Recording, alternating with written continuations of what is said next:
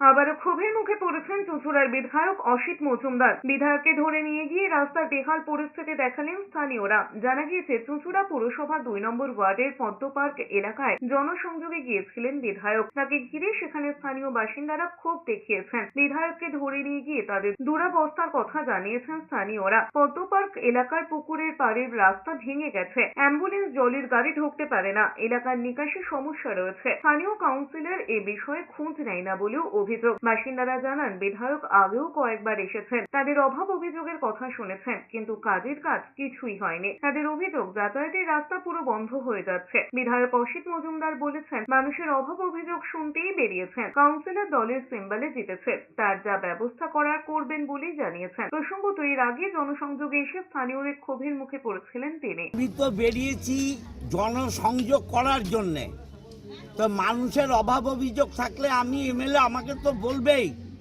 এটাকে যদি আপনারা ক্ষোভ বলেন, আপনারা বলুন, আমি এটাকে ক্ষোভ বলি না। আর আমি বেরিয়েছি তো এই কথা শোনার জন্যে। কাউন্সিলর তো দলের সিম্বলে জিতেছে, কাউন্সিলরের যা ব্যবস্থা করার আমি করব।